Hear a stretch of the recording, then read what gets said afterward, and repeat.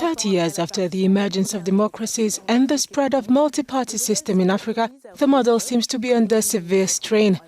We're joined by Francis Laloupo, a journalist and essayist, author of the book Blues Democratic from 1990 to 2020. In the book, he studies the reasons for this democratic backsliding and the threats democracy faces. Good morning, sir. Good morning.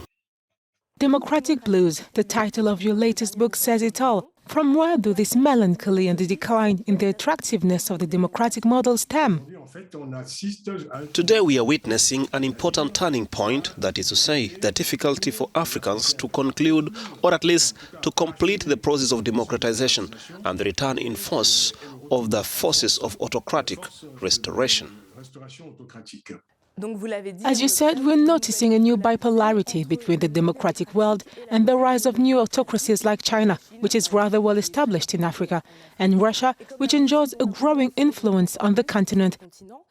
How can a greater Russian influence affect Africa's political choices? For several years now, we have seen a diversification of external partnerships in Africa, with particular alliances or systems of cooperation between Africa and various foreign partners, be they Western or other partners such as Russia and to a large extent China, which has become one of the main investors on the African continent.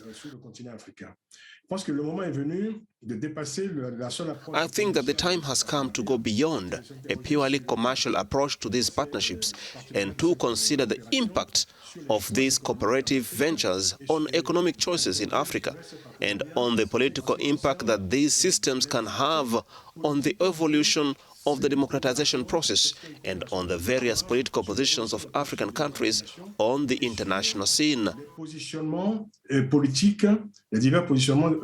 Today, there is a recomposition of the poles of powers on the international scene, so Africa is faced with choices. The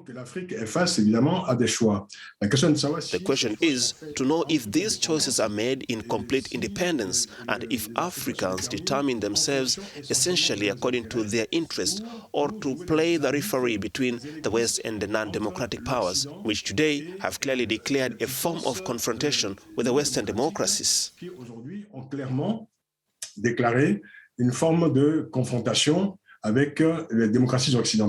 How can we regain the enthusiasm of the multi-party system of the 90s? How can we fix this model when there is a clear trust gap between the populations and their political leaders? You are absolutely right. You use a very accurate word that I use in my book, how to recover the democratic enthusiasm that we find in the old democracies or in the emerging democracies. You are indeed right, we must rediscover this enthusiasm for the conquest of democracy, because it is on this democratic foundation that all the historical aspirations and demands of African countries in terms of development, social conquest, social progress, and progress in various sectors will be realized. One of the most important is education. Education for all and shared well-being for all. Sir Francis Laloupo, thank you for your insight. Thank you. See you soon on Africanews.